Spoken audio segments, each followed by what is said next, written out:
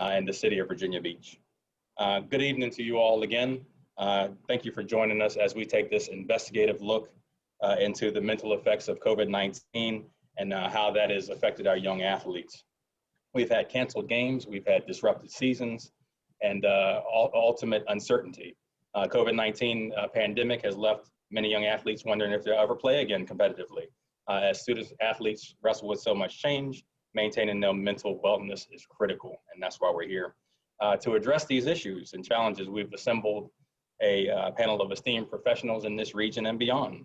We have with us tonight Dr. Andrea Arcona, CHKD psychologist, Dr. Joel Brenner, medical director of CHKD Sports Medicine Program, Elliot France, Cox High School soccer player, Chris Scott, head football coach, Oscar Smith High School, Dr. Rachel Turk, staff psychologist for the University of Richmond, and Will Driscoll, executive director of the Virginia Sports Hall of Fame. If we could go back and allow Dr. Andrea Arcona to kind of kick it off and introduce herself. Dr. Arcona.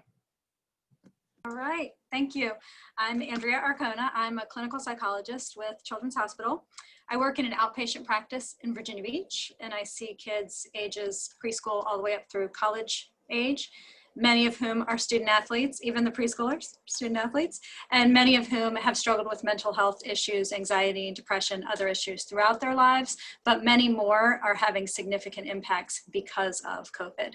Many of these kids and adolescents and even college kids haven't experienced 7 months ever not playing a sport, and all the things that go along with it, the camaraderie, the fitness, the pushing themselves, the common goals, the team bonding, the socialization, the schedule, all of those things that go along with being an athlete on a team and being able to show up at school and take bus rides together and team dinners and just all of those things that they missed out on. It has had a significant impact. I'm also the mom of student athletes. My daughter's older, but I have a son who's a college lacrosse player and a son who's a high school soccer player and club soccer player as well. So this is important to me on a professional level and a personal level. So I work with parents and students to help get through this difficult time and still uncertainty to come the best that we can. Very good. Dr. Joel Brenner, medical director of CHKD Sports Medicine Program. Yes, thank you. And first, I'd like to thank Claudel and Will and Sam Fabian for putting this important forum together and getting the word out about this for our young athletes. So I'm a pediatric sports medicine physician trained in pediatric sports medicine and adolescent medicine. As you said, I'm medical director for CHKD Sports Medicine Program. I'm also currently on the Virginia High School League Sports Medicine Advisory Committee and team physician for Norfolk State University, Kempsville High School, along with Governor's School for Performing Arts and 2 professional dance companies. I oftentimes, over the past 10, 20 years, have been working on another epidemic of the overuse and burnout problems in sports specialization, and more recently has been focusing also on developing a mindfulness program for young athletes that we've seen a rise in mental health issues for young athletes and young people in general. Good, good. Next, we have Elliot France, soccer player from Cox High School. Elliot. How's it going? Elliot France. I'm a senior this year. I've been on the varsity soccer team for the last 4 years, and I've also played for Beach FC on the top team. We've dealt with different cancellations and seen a lot of different things firsthand from my peers and my teammates. So just here to give my perspective on that. Next, we have with us Coach Scott, as we said, head football coach at Oscar Smith High School in Chesapeake. Yes, Chris Scott, head football coach at Oscar Smith in Chesapeake. Currently dealing every single day with a constant audible in these kids' lives, with hoping to get to practice and have a day and then not have one, and kind of being on the front lines of that disappointment when we have to be the one to kind of communicate that to parents and our athletes. And it's tough, it's challenging. It's something that's worth investigating and see how we can be better at just being a support, a form of support for our athletes, because this will leave a mark, as some coaches would say. And I think that more discourse as such is progressive and allows us to do the best for our athletes. So I appreciate you guys all coming together for one central focus, and that is our athletes. What's for the best for them. Next, Rachel Turk with the University of Richmond. Dr. Rachel Turk. Yeah, and I agree with what everyone said, but Coach Scott just said about coming together to have a conversation about something really important for our student athletes. I am a clinical psychologist through the Counseling Center here at University of Richmond, but I'm housed within athletics. So I am solely to work with our student athlete population and doing a lot of individual therapy, team sessions with them, as well as working with our coaches and staff around how do we support our students in the best way we possibly can. And during this really challenging time, we know mental health issues have increased in our student athletes. And so making sure that we're continuing to provide them support and doing all that we can do to help them get through these really tough times. And finally with us, Will Driscoll, Executive Director of the Virginia Sports Hall of Fame. Yeah, again, Claudel, thank you for agreeing to host this along with us in CHKD, and everybody, thank you for participating. Mental health is particularly now when it comes to student athletes is as important as it's ever been. There are so many uncertainties out there, and we really appreciate the fact that all of you are coming together to kind of talk about the resources that are available, but also how we as individuals can hopefully recognize and maybe react better to some of these issues that are popping up, because this isn't something that anybody really has experience with. So we're kind of all in this together, and I'm really happy that a forum like this can come together to hopefully provide a blueprint for people moving forward. So again, thank you to everybody for joining tonight. Well, now that we have our introductions, we'll get into the action. Dr. Arcona, we'll start with you. We had great conversation leading into this about the parents' role in all of these things. And, we see our kids struggling, or we see our kids challenged. We see our kids maybe exhibiting signs of things as COVID has worn on. And we've had quarantine and canceled seasons and postponed seasons and uncertainty about what the high school league will do or club teams will do. Tonight we want you to share a little bit more about with us about your area study and some of the coping skills that parents have had to employ to kind of get their kids through this time. We know it's tough, and we want them to share these tough moments with their kids and share these tough feelings with them and let them know it's okay to go through these tough times. But how are we going to bounce out of that, and how are we one day going to get back on the field? So if I may, what are some of the challenges that parents face while working with their children to first accept the severity of the situation? Thanks. Thank you. That is a fantastic question to start with. What's been really difficult, there have been a number of things, but one of the things that's been really difficult about this is that the COVID quarantine situation has not only been, it breeds the symptoms of mental illness. It breeds anxiety and depression, social isolation, not being engaged in activities, gaining weight, losing weight, not sleeping too much. Those are all symptoms that we we want parents to look out for. And the quarantine has really encouraged those symptoms. So it was hard for parents in the beginning, I think, to really separate what's just a normal adjustment to this and what's a bigger issue that we need to deal with.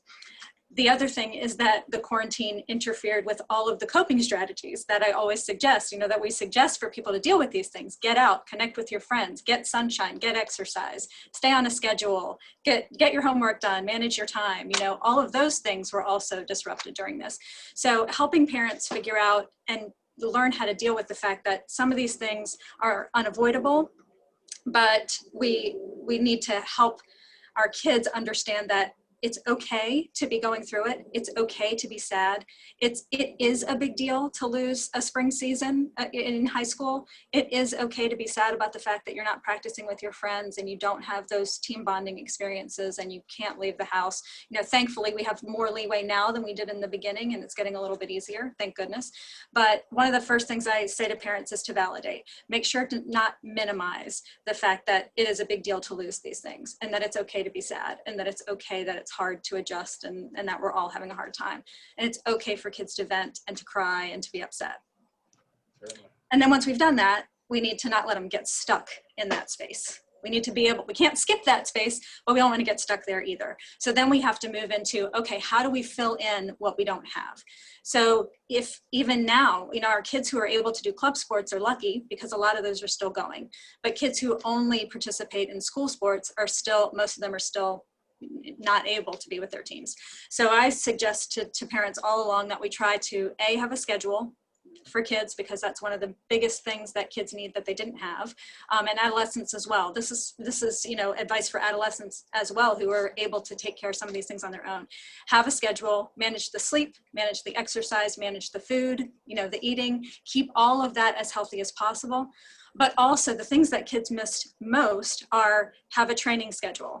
And it's a little bit too much to ask, I think, for most kids, even adolescents, to come up with their own drills and workout routine and all of that.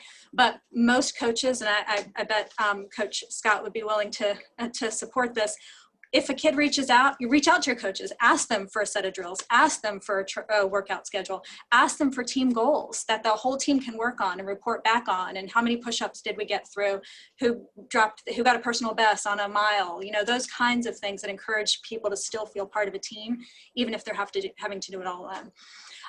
Whenever they safely can, I encourage parents to encourage kids and encourage adolescents to get together with your team, do pickup games, go to the beach, go to a state park, go to your school. Don't go to your school because you're not supposed to, but whatever, find a place outside where you can be together safely and socially distant and still have little groups that are part of a team. So there's that kind of bonding.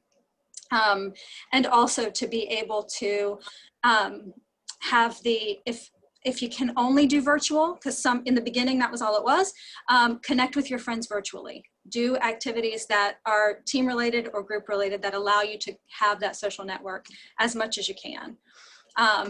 And when you can be together, we're so fortunate that we have the beach, we have the state parks, we have great weather for the most part, that kids can be outside. As long as parents and families are comfortable, get your kids together and help them get connected.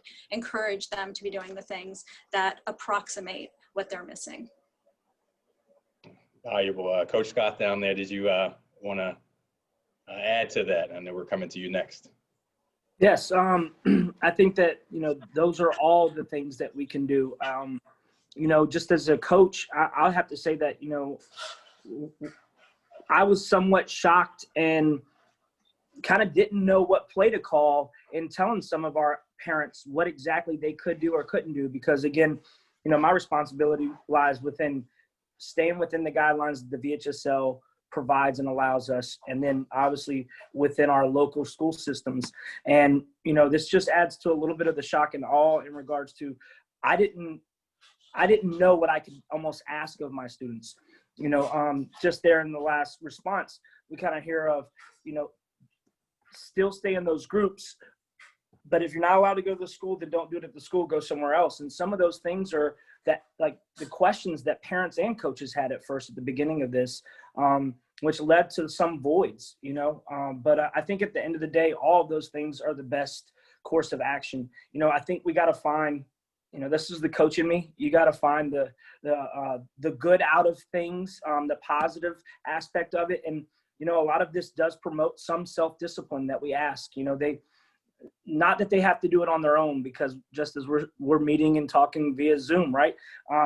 There's some things that we were able to do as a team, but then promote some of the self-discipline and then praise that, come up with some sort of system that allows the parent and the coach and assistant coaches to work together to kind of give those data boys to the players and to the athletes when they're doing some extra stuff that maybe seems like outside of practice, because we've always asked for that. Go that little, the difference between ordinary and extraordinary is extra, right? So they're doing the extra stuff. So, but all of those are great in line, and those are all tools that I'm definitely taking notes on and ready to use. Good. Coach Scott, we appreciate you running with that. A brief reintroduction of sorts. That was Coach Scott from Oscar Smith, and certainly a powerhouse program there in Chesapeake. Long history of a great football, but obviously been very much affected by the VHSL guidelines, CDC guidelines, postponement of seasons, practice restrictions, all sorts of things. So Coach, if we could ask, how have you had to change your overall daily routine with yourself and your staff to run a program based on this COVID pandemic? You've touched on some of it, but if you directly address that for us, we'd appreciate it. Yeah, I think that, what's required in order to run a very strong traditional program is it comes down to time. And so time management, how we spend time together. So the difference became not in our time, but how we were going to be able to do that in the time that was needed, or that is needed. And so through Zoom meetings, through our assistant coaches having some chats, through our assistant coaches doing some drill work and film work with our guys just to stay engaged. And maybe the overall purpose was, we didn't know when exactly we would be able to get back on the field, but it's just having that interaction. That's what sports give us. It's a lot of parents and a lot of players feel like things have been taken away from them, and rightly so. It sounds tough when it's worded that way, but at the end of the day, what can you still give as a coach and as a player? And that's what we had to do. We had to work on that. So again, we did it through Zoom meetings. I tell you what was really neat is that I had more interaction with coaches around the state. I think, we all should have probably, if we could have known about a little bit of this, we could have invested in Zoom a little bit, knowing how important that would have been to all of us. But it allowed us to build relationships, I think, professionally as coaches. And then we were able to ask, how is your community handling this? What are some questions your parents are getting? I mean, we were on a panel talking from coaches all the way from obviously the Hampton Roads area all the way out to Bristol, Tennessee. And so we took that model and we started doing it with our players. And we started to meet and talk with them and give them some of the drills, just as Doctor referred to earlier, giving them some things to work on, giving them a little bit in regards to concentrating. From there, we're able to do a little bit of Zoom workouts. Me going back, putting on my parent hat for a second, right? My daughter is a freshman at Ocean Lakes High School, and she had optional workouts, which I reinforced with her weren't optional, right? That was the coach in me, but she had optional workouts with her volleyball team, and just embracing that difference and trying to do it with a positive light. Those were the ways that we did it, and we grew from it. We saw the good I wouldn't say the good and the bad, but we found out how to work it. We went through our growing pains, but all in all, it's allowed us to get to the point to where we're able to spend 2 days a week with our young men. I think having them kind of be the first bit of athletes to learn how to be leaders and follow the guidelines is something that we embraced with our guys. Said, listen, we're not sure when we'll get back, but we need to adhere to the guidelines set forth by the VHSL. Make sure you wear the mask so that when we do get inside the building, this is the social norm for us right now, so that we can protect every moment that we can when we get hands-on. We did different things to where there were no, when we were able to get back with them, there's no just stand in line. Like, we had to formulate our line with cones, just as you see at some of the local grocery stores. Like, we had to come up with areas of where you're going to stretch and where your workout area is. And when you're standing in line and you're communicating with the next person in line about maybe a technique, or about maybe you dropped the ball and you had to keep your hands and eyes, hands together, eyes on the ball, we had to go through, listen, guys, you can talk, but we can't be on top of each other. We ended up doing a breakdown where instead of bringing it in tight and everybody get their hand in the middle, we all get our hands up and we're breaking down from, in a 50-yard radius. But we just found a way to overcome and adhere to the guidelines, but yet still be positive, still be progressive, and still working for that overall goal. And our guys' persistence and perseverance through that, I think, was probably more impactful on the coaches than us coaches on the young men. So those are some of the ways that we've responded thus far. Valuable insight, Coach, and positive spin on so much adversity and so many challenges and so much uncertainty. You kind of covered all of our questions in one response. So great response there, and really touched on some of the topics that we talked about. We're going to touch on mindfulness, and we're touching on coping skills, and you've had to do those things. it kind of segues perfectly into our next guest or panelist, Elliot from Cox. If you're with us there, we wanted you to give us a snapshot at your age group and at your age level on what it's like to be a Cox High School student, student athlete, student first, and a member of the soccer team. And what challenges have you had, and what scheduling delays and scheduling uncertainty have you had, and what is your team doing to stay connected, and how are you all moving forward to hopefully a spring season? Yeah, so going off of what Coach Scott said, I honestly wish that our team was doing more to do so, because right now it is a complete uncertainty for us because we have a spring season. So my last game that I played was for Beach FC was the State Cup finals. And then for Cox, it was my second scrimmage, and that was it. That was the last time that I was able to get on the field. So for a lot of guys who don't play club, they weren't able to get back on the field after. And like, we lost complete connection with our Cox team because it was so new and we didn't really know like what to do during COVID, that we didn't do the things to stay connected. We didn't do the things that we normally do, such as team dinners. So I feel as though we lost a lot of chemistry in that time that we would have, especially with the younger group that we had at Cox High School for the later years. And I know now that club season's back on, and they had to have a delayed start, but they're playing games now and they're practicing. But our approach for our Cox team is that they're pretty hands-off during this time because a lot of our players are playing club. So we're not getting a lot of interaction with each other because everyone plays for different teams right now. Well, with that said, it sounds as if you've had to take an individual approach to some degree.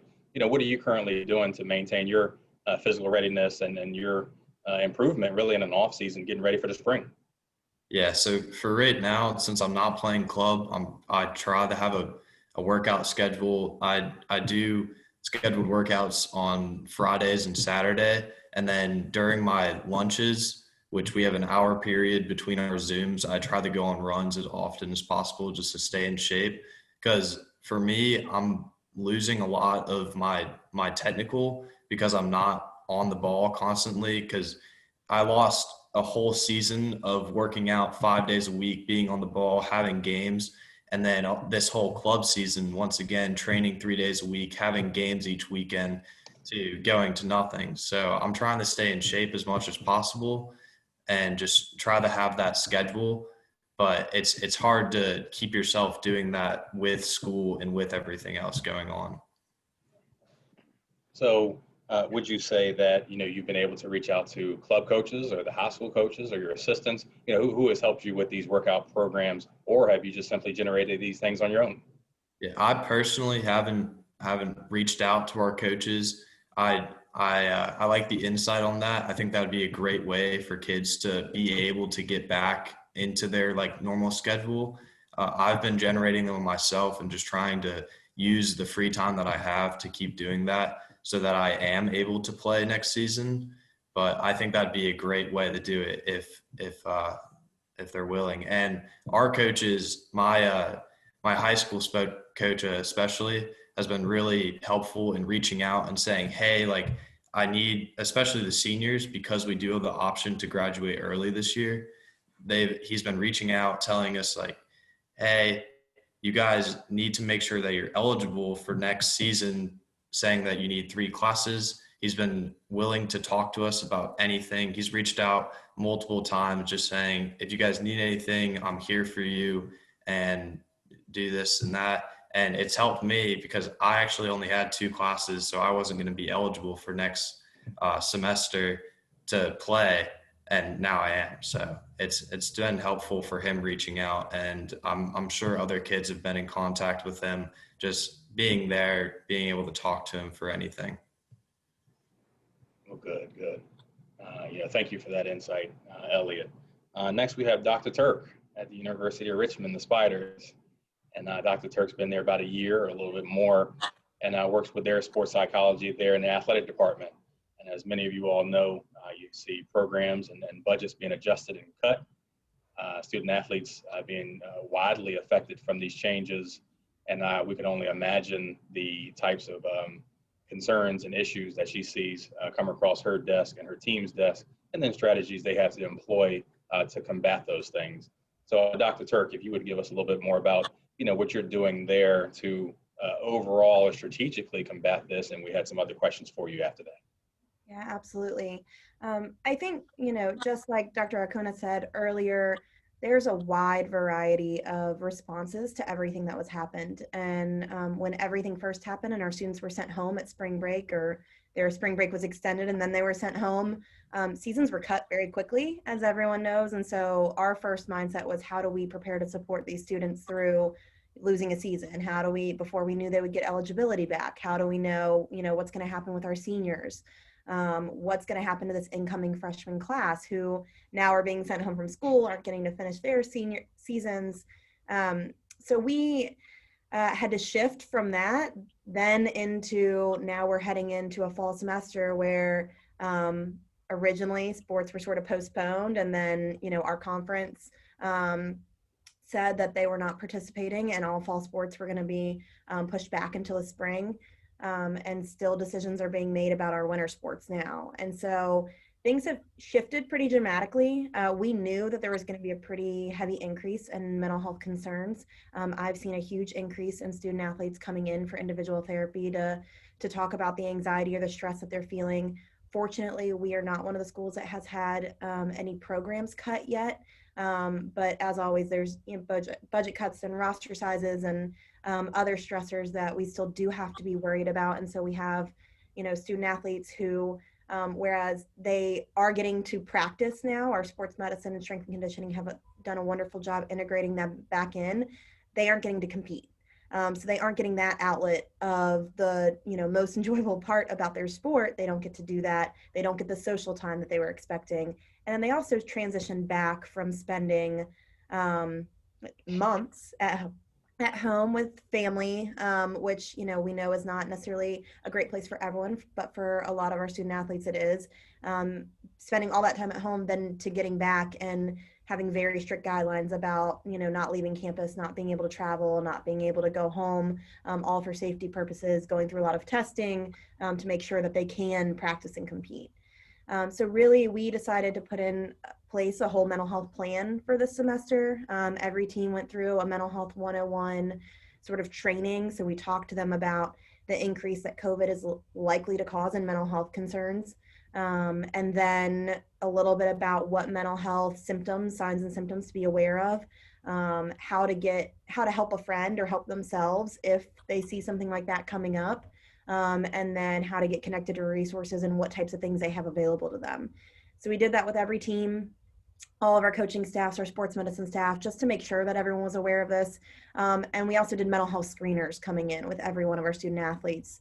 And so that was something that gave me personally the chance to touch base with practically every one of them, which was, wonderful to get to see them all. The one time I got to see them all in person, actually, and get to see them all, check in on how they're doing, check in on how they were throughout quarantine, and then get them connected for therapy or other services if they needed them. Well, good. With that strategic plan, I know we had talked leading into this. Can you tell us a little bit more about what the NCAA has found as relates to COVID-related effects? Yes. So NCAA did a study in April and May of this year that was basically, they looked at a lot of different things, but a big portion of it was the impact of COVID on mental health in our student athletes. And there's a lot of really interesting information within that report, but the biggest thing that I took away from it and why we created this mental health plan was they were already in April and May of this year seeing a 150 to 250% increase in mental health symptoms in our student athletes.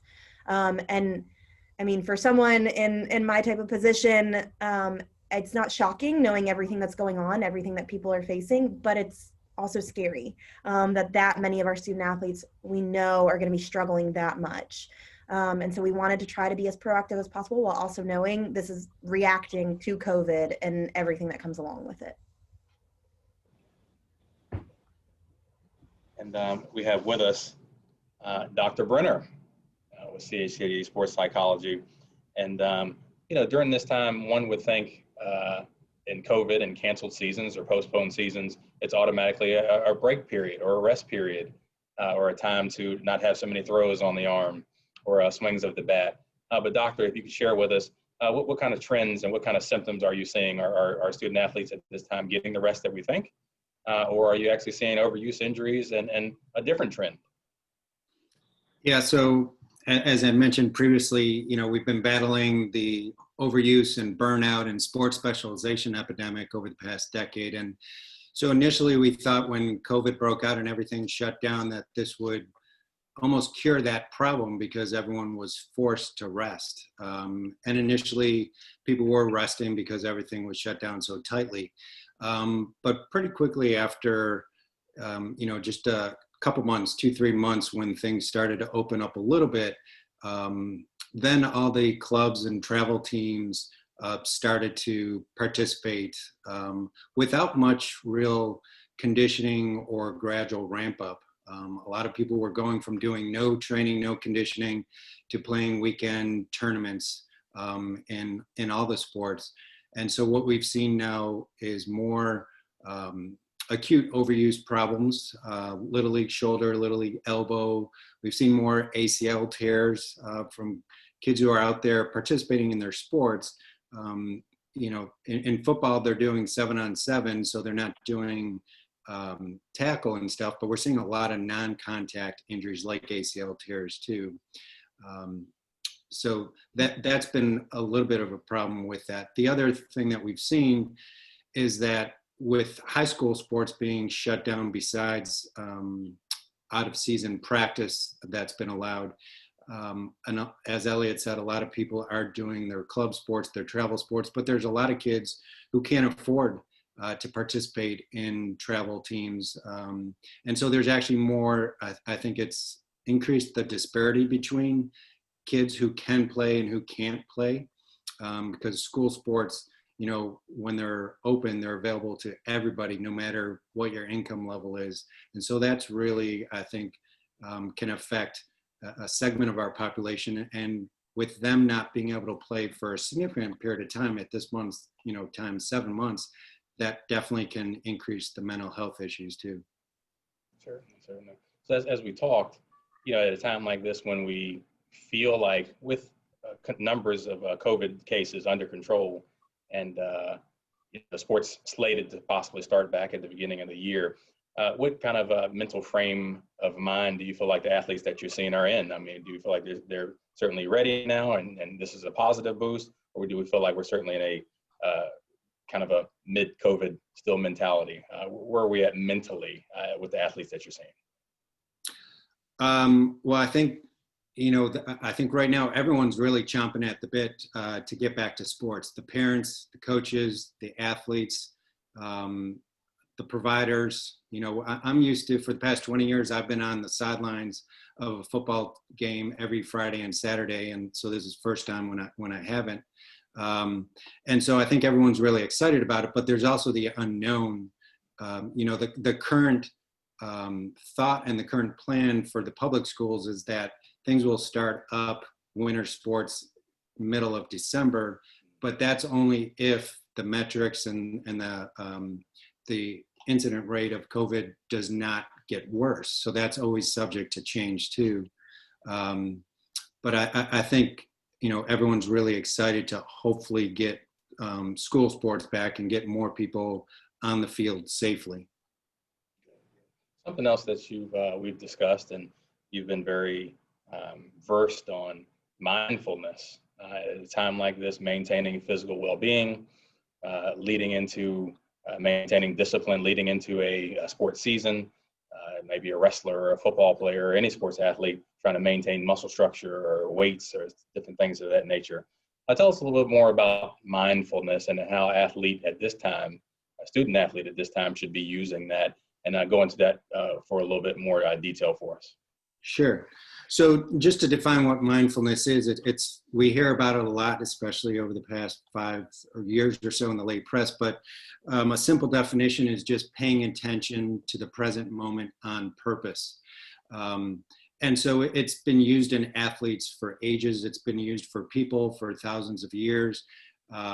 It doesn't necessarily have any religious affiliation for it, but it can be used for a variety of things. So we can be mindful about our exercise plan. We can be mindful about eating. So a simple example in terms of nutrition and eating that I talk about with my families coming in for any problem, oftentimes people will be having dinner in front of the TV and they won't really be mindful about what they're eating. And they're just watching the TV, and before you know it, their plate is gone. So instead, a more mindful way would be to sitting down at the table as a family, TV off, phones away in another room, and having a more mindful discussion and talk about life, talk about their feelings, talk about how great the food is, how great the weather is here. So we could be mindful that way. But mindfulness can be used right now for a lot of things, such as helping with stress, helping with anxiety, helping with focus. And even in pre-COVID times, it can be helped in athletes with performance. So we've seen a lot of professional athletes just over the past couple of years come out that they are really pushing and promoting mindfulness. LeBron has, over the past year, come out with this. There's a lot of the local professional athletes who I've talked with who have used mindfulness throughout their career. Michael Kadire is one of the local baseball players. He spoke at our first forum back at ODU as COVID was breaking out. He's used mindfulness to help with a successful career. So I think young athletes, older athletes, everyone can use mindfulness to help them perform better.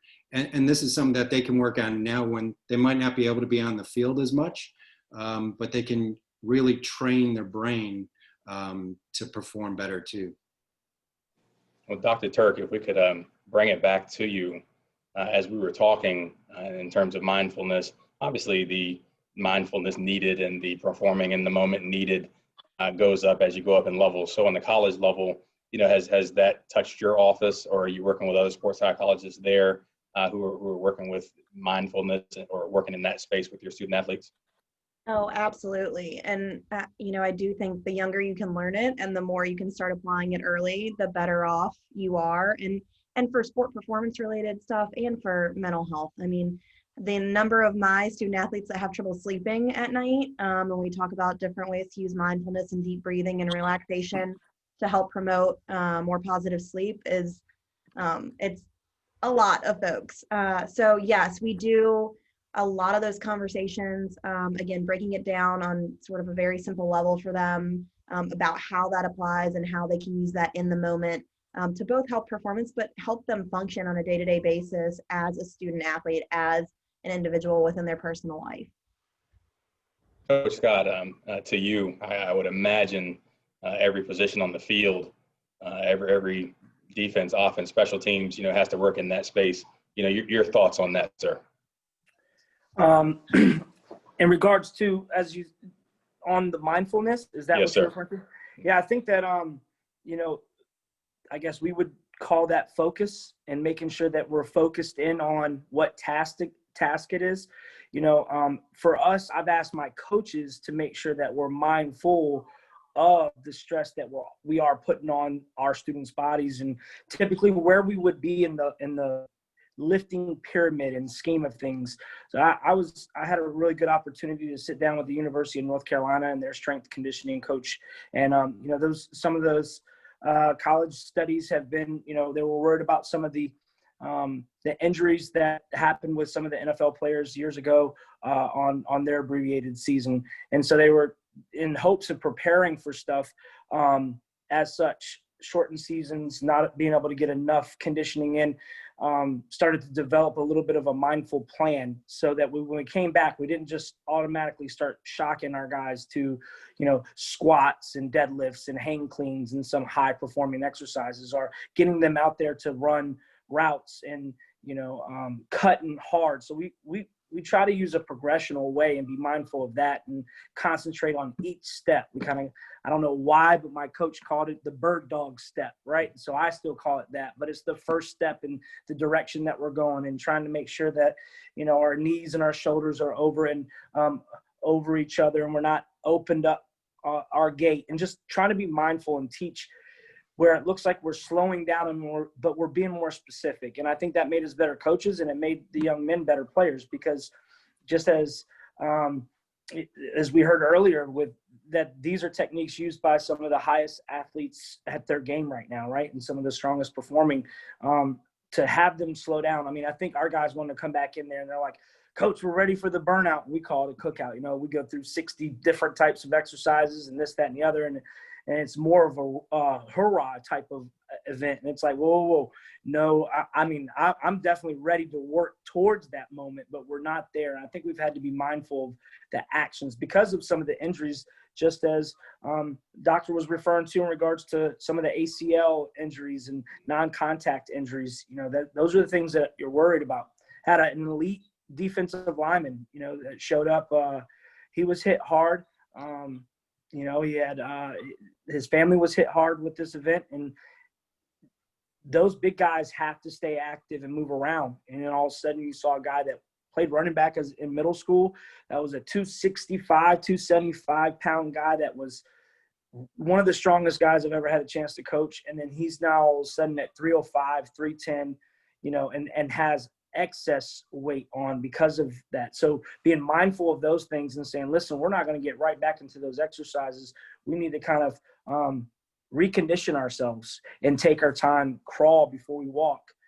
That's what we've been mindful of. And then, you know, the guys have bought in for the most part. You can sense a little bit at the beginning that, Coach, like, we would be so much further advanced than this right now. And their anticipation and eagerness to try to want to jump forward to what we would have been, or where we would have been, you know, trying to reprogram them mentally. And that's what that technique of being mindful is all about. So it's the way that we have to coach right now. Because when we're not around them as much, we have to be mindful of those things and try to dictate as much as we can through our instruction. Certainly. Well, we have with us Will Driscoll, the executive director of the Virginia Sports Hall of Fame, and he certainly gets to interact with athletes at the highest level, Hall of Famers from all sports here from Virginia and beyond. And so he certainly has a different perspective on these things, and had a number of great questions that we discussed that he wanted to throw at the panel. So, Will. Yeah, thank you, Claudel. I've really enjoyed listening, and that's one of my favorite parts about these types of events is listening and learning. And I guess the first question will kind of go to the doctors, and I'm not going to pick one because I think you all could probably offer some insight into this. But as you all probably know, the University of Wisconsin School of Medicine and Public Health did a study during COVID where they surveyed over 3,200 high school age student athletes. 68% responded saying they are experiencing some level of anxiety and depression that would typically require some level of treatment. That's up 37% from past studies. There are two questions in this. One, is that number alarming, expected, both? And two, how important is it for us to understand how to react to this now, knowing that this pandemic and this situation we're in currently will end in its current form, but these symptoms may not be on that same schedule? How important is it to understand exactly what we're dealing with in this moment moving forward? So, yeah, I'll just touch on it first. I think the study, it was a good study done by some of my colleagues out in Wisconsin, and not as alarming, concerning, but I think even before COVID, there was there were mental health issues in young athletes that we just didn't pay as much attention to. So I think one of the silver linings is that it is bringing a focus to the mental health aspect of young people and young athletes. So I think in terms of the second part, I think we need to really put into play different treatment plans of how to help the young athletes, because you're right. Hopefully they're back on the fields and we get COVID under control sooner than later, but they're still going to need help with this because it's going to continue. And I think that's where using the resources, using the tools, using our psychologists, using our psychiatrists, using your physicians, the coaches, the parents, it really has to be a team approach. So whether it's talk therapy, medication, mindfulness, and just reestablishing that social connection, because I think that's going to be the most important part. I would add to that, kind of tying together a lot of what you said along with the mindfulness, that one of the real benefits of mindfulness from my perspective is helping students and student athletes to focus on what they can control versus what they can't. And we've all, even us adults, have had a shock to our system about the things that we never expected to not be able to control, like going to school and going to work and being able to have a season.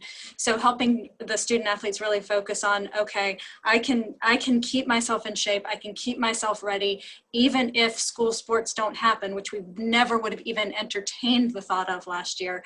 I can still be ready, and that's still going to be to my benefit whether we have the season or not. It's still going to be good for me because it will pay off at some point. So focusing on those things. And I agree with you that, or agree with the point that just because COVID ends, things are going to get a lot better, I think, for athletes, because all of those things, all of those coping strategies, all of those bonding opportunities and all of those things are going to be back. So it's going to help. But this sense of life can change dramatically, and I can lose some of the most important things to me outside of the people that I love, the connections to them, the connection to my sport, the connection to my school, even being able to be where I want to be or where I belong, that's hard for kids, and that's not going to go away. So being able to be prepared, like Dr. Brenner was saying, how to connect people, how parents can recognize how to connect and where to connect through school counselors, pediatrician, mental health professionals like myself and like Dr. Turk, and just being able to find that access point through coaches, through parents, to get people the help that they need if the adjustment doesn't come as quickly as we might like it to when things get back to normal, if things ever get back to normal. And I'd absolutely echo all of that. I actually was on a webinar not too long ago, and one of the points that they made was they felt like once we do get through this main wave of the physical impact of COVID, the second wave really is the mental health impact. And these symptoms don't just disappear. They don't just go away. Yes, we get some coping skills back, and that will absolutely help things. But there's still going to be a lot of loss to process. There's going to be a lot of things to get through. And so I would echo, what everyone is saying, and the connection to resources is big, and the teaching these skills and how to manage these things on their own is incredibly important. In addition to the validation of this is real and you're not weak for asking for help. And I think in student athletes, that stigma is so high already for seeking help with mental health issues that right now, I have student athletes coming to me that's like, I don't even know why I'm feeling this way, why I'm going through what I'm going through. It's not really that bad. And so they can't even process why they're having such a hard time with it. And so just being there to validate that this is a world pandemic that we're going through, and no one expected this, and no one has a playbook for how we handle it. And it's okay to get the help that you need. 100%. And I think a lot of people need to understand that it is okay. It's okay to talk about it. That's why we had the event in March with Dr. Brenner and Michael Kadir. That's why we're having this event. Elliot, my next question is actually for you. Are you and your teammates or other peers, other student athletes in other sports, kind of talking about what's going on right now? Are you seeing any of them that may have been on the athletic scholarship track, maybe now putting more pressure on themselves because they don't have that season to get the extra recruiting video? Are you guys sharing information or just kind of helping each other, through this process? Yeah, so a lot of us are talking to each other, like trying to stay in touch and just see like where everyone is. A lot of my guys are still getting chances to be seen because the way the soccer community works is that a lot of our recruiting opportunities come from our club teams and not from our school teams. But for sure, getting those clips in is a big deal. For my team, especially, we were supposed to go to the regionals, which was a huge tournament. And I know that one, along with a lot of others, were canceled. And those are huge scouting opportunities. So for a lot of people, it was just a loss of opportunity of just like being able to get out there and being seen. So some are still being recognized through their club, but it is definitely taken a drawback on the scouting opportunities. Coach Scott, you mentioned that you had kind of been doing a shared experience exercise where some of your players and coaches we're talking to other players and coaches from across the state, kind of going through this together. How has that kind of helped you, your players, your coaching staff with morale going through this whole pandemic? I think it's helped us a lot, and just in regards to maintaining those relationships and strengthening them. I think that all the doctors pointed out that, this situation has forced us to coach differently. It's forced us to find a way to concentrate on the mental things and the mental health issues. It's allowed us to take time. I mean, we have a leadership board, and and each week we'd have a topic that we would bring up, and a lot of times that was either pointed out by a senior that's something they noticed and they wanted to address with the team, and then we had with our word of the day. But we took those concepts, and there's a lot of things that have gone on socially since this as well. The social impact of COVID, all of the social issues surrounding our country, and taking the time to have talks about that, that where we're not on the field, but we're still coaching each other on how to deal and how to be open-minded and how to be socially accepting. I mean, and I'm getting Coach Hills listening or talking about what we did, because there were some very powerful moments there where the connections were strengthened because we had more time to sit down and concentrate on some things that were some really deep doctors tissue issues, right? With our players and athletes. And it just allowed us to strengthen those bonds.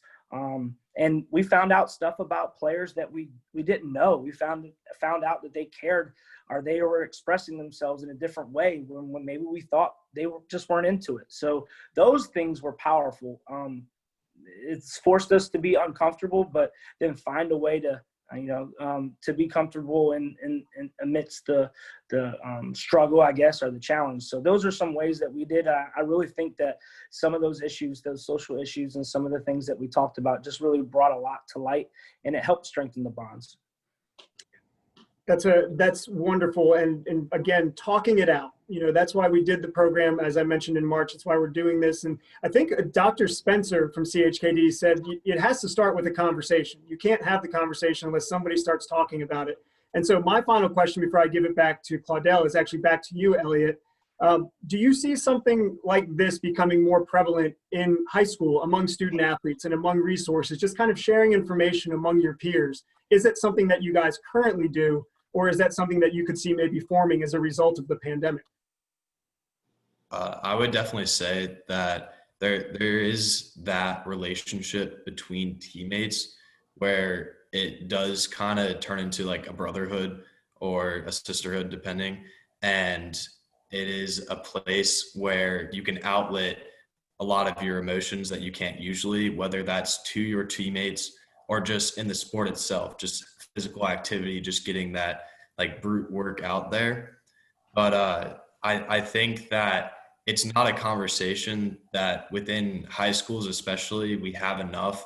There has been, like, especially in my community, there's been like instances of suicide where it has been our past athletes, and they've either just lost that outlet of sport, or they've lost the team aspect of being able to talk to someone and have those people surrounding you for that like period of time. So it's definitely a conversation that needs to be continued to grow within the high school communities. And I think that it's there, but there's definitely progress that can be made on it. 100%. There's always progress to be made. And then hopefully we're doing a little part tonight in helping make some of that progress. So I thank everybody for participating. Claudel, I'm going to hand it back to you. Will, great questions and more insight uncovered. A little bit of time for Q&A before we have to kind of land this thing. But Chris from all the way from Hawaii asked, and we can chime in as need be, ask, if a school system or a governing body knows that a program or sports season possibly may be canceled, should they go ahead and cancel it, or should they leave it open for a possibility to occur? And what is you all's take on that as a panel? I can start with that one. I would say that I was definitely excited for my season last year, And at first they said that it was going to be 2 weeks that we were going to be out of school, and then our season would resume. And then that turned into a longer and longer period of time. And they gave us a little bit of hope, but then at the end they said, there's no season, there's no rest of the school year even. So it was very blunt in how it happened. And it did like affect us a little more harshly than I think it would have if they had told us up front. But with this season, how they're going about it, I think is a little better. They're saying that they're giving us a plan. They're giving us dates that are there, but they're also saying, keep in the back of your mind that this is not certain. There are things that need to happen for your season to happen. So this is an if right now. So they're not giving us a direct answer, but they're at least giving us a little bit to go off of, that we can feel that we could have a season. It's a possibility at least, which I feel helps a little bit. And come the time that our season rolls around, if we don't have it, it's going to be a disappointment, but at least we'll be one step closer for the next year, or know how to deal with it better in the future. Certainly. So more from our Q&A. We've talked about coping skills. We talked about symptoms. We talked about challenges. We talked about staying positive and doing different things. But our parent asked, where does one start for a high school or a college student athlete? Where does one start to get help about these things if you notice these symptoms? I'm happy to start with that one. I think the first place to start is by talking to your child and doing your best to do some of those things, like validating and helping them get their feelings out, and helping them take some steps to make changes in their lives that will help them feel more in control, feel more scheduled, feel more connected, and those things. So to start that, no matter what, because that's going to be helpful, and that's going to be part of the treatment no matter where they land.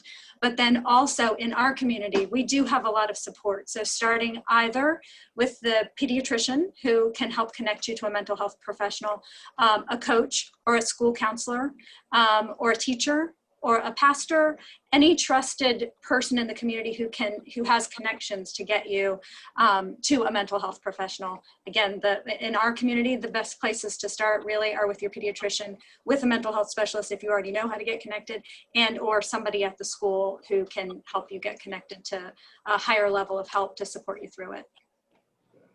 And I'll just add to that, there's, you can also, for anyone who has insurance, you can contact your insurance provider and they're able to provide you with a list of approved mental health providers in your area. So that's one avenue you can take. There's lots of different search engines that you can sort of look up different mental health providers in your area. There's also a lot of wonderful resources online right now. And I think that's something that COVID has really sort of beefed up during that time. So there's a lot of podcasts. There's a lot of podcasts specific to student athletes. So Holinsky's Hope is one that I know is aimed more at collegiate athletes, but is specific to mental health and student athletes. There's a whole list of them that I'm sure we can probably post somewhere, but if you just start honestly Google searching it, you will probably find a whole host of things. There's tons of podcasts out right now. There's a lot of different videos from different programs. A lot of universities have put stuff out. So there's a lot of different ways to start, I guess, dipping your toe into the water of this area if it's something that you're thinking, or even if you're not really sure what you need to be looking for in your student athlete. There's obviously a lot of information out there about that as well. And I'd also just to add, if anyone's interested in just learning more about mindfulness too, there's different apps out there that you can look at in the comfort of your own home, a variety of them. And then also, at CHKD, like Dr. Arcona said, we've got a whole mental health network there, whether it's psychologists, psychiatrists, our mindful program, a variety of things. So I think the most important thing is for parents, as we've heard throughout the night, is for everyone to just ask. That's a big thing. So for, parents, for athletes, for coaches to ask each other how you're doing, how you're feeling, whether they see signs and symptoms or not, because a lot of times you won't see it. But if we can just lean on each other and ask how you're doing, and if there's any concerns, then find a connection, someone that can help. I agree, doctor. I think we call it check in, check up, and check in with each other. You know, with parents, when we were going to school and we were practicing, my philosophy was, I'll have more eyes on your son or daughter who I'm teaching and I'm coaching more hours out of the day than you will. And obviously COVID's changed that a little bit now, right? But I've always embraced the call the coach and ask. You know, I've had multiple parents reach out just with a young man who didn't get that scholarship offer that he thought he was going to get, and that, you know, through the communication, talking back and forth to this coach, it was going to happen. And then just checking in on him, you know, and it came from the mom, like, he would kill me if he knew I was telling you this. But it was so helpful for me. She was being my eyes, and for me to communicate to the quarterback's coach or to the linebackers coach, hey, check in. And then if I have a leader on the team, hey, why don't you check in on this guy? You know, we had a player that lost a father, 68 years old, in 10 days to this. And we checked in and we checked up on each other and all the ways that we could. And then on the issues that we might not know that they're dealing with every single day. But if you get a guy, and obviously I'm referring to the young men that I coach, but you know, you get one of your teammates to check in, and that's got to be a daily routine. That's got to be our individual work that turns into our group and teamwork that we would be doing normally on the field, but we got to do it off the field. And I think that we have the time and opportunity to do so, and that's what makes it so important. So I agree, Doctor. That's dead on. Yeah, those are all great points, and I am so glad that things like this panel are happening, because honestly, when you asked that question to the doctors at first, I had no clue the answer. I didn't know where to start. So I'm glad things like this are happening, that my age group is able to access, so that there is information out there and that we're increasing exposure to that information. So like younger athletes have access to get help. That's a great point, Eli. And I was going to suggest as well that sometimes parents have or kind of support parents who suspect that there's something, but their student athlete is not really going with it or not really sharing. So what I encourage parents in those cases to say, to validate, but not require an agreement. So to say things like, you just really seem disconnected. You seem like you're spending a lot more time in your room. Might not be anything, but it certainly would be understandable, because lots of kids your age are really struggling with missing their seasons and all of that. So I just want you to know, and if you want me off your back, I need to see you connecting with your peers a little more. You know, just kind of gently encourage, and you're validating. So maybe if there is something going on, they will share with time as well. Great answers. Our last Q&A from Katie. Katie was a local regional high school athlete and put off leg surgeries for a number of years. And as her college has given her a gap year. So the inactivity has caused her to ask a question of, you know, what can she be doing at this time during this gap year before she starts participating again to kind of pass the time between no activity and quarantine and COVID. She's talked about playing instruments, but what are some other ideas that she could be doing, or some other coping skills or some things she can do while she's waiting to kind of get back on her feet? I can jump in real quick. I mean, I think she's already started. So awesome job, Katie, by starting with learning a musical instrument and doing something that you can do if you aren't physically able to participate in things. I think this is a thing that comes up often when I am working with our student athletes who have gone through a season or career-ending injury here. And so one of the things we always talk about is, what are your interests? What other things bring you joy, bring you happiness? Can you start trying new things? There are lists everywhere about self-care activities and pleasurable activities that you can find. And, you know, maybe it's things like sitting outside for 30 minutes, just disconnected from all types of technology. Maybe it's coloring or journaling, or watching a funny video on YouTube, or making a playlist of music that you really enjoy. it can be a combination really of anything, as long as you're doing it. This goes back to mindfulness, in a very intentional way that is aimed at taking care of yourself and helping yourself to feel better. And I also talk to people about, you sort of need a toolbox of those things, right? Like maybe you have one thing that works for you when you're sad, but that might not help when you're angry. And so maybe you need to find a separate coping skill that will work for you when you are feeling upset or angry.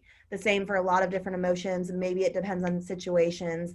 So I would encourage people to really explore different things, and COVID has presented that opportunity to maybe try some new things that you wouldn't otherwise have the opportunity to do. And I think that really touches on one of the other silver linings in this situation, is that people can find out what their true identity is. Oftentimes, young athletes are coming to me and they're playing sports, 2-3 different teams, 7 days a week. They don't have time to do other interests. And it's important for the young athletes to know you're not just a soccer player, you're not just a football player, you're not just a gymnast.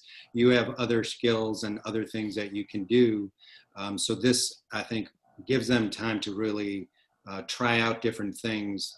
And especially, nowadays with so many things online, you can learn how to play the guitar on YouTube in the comfort of your home. So I think the sky's the limit for finding new interests.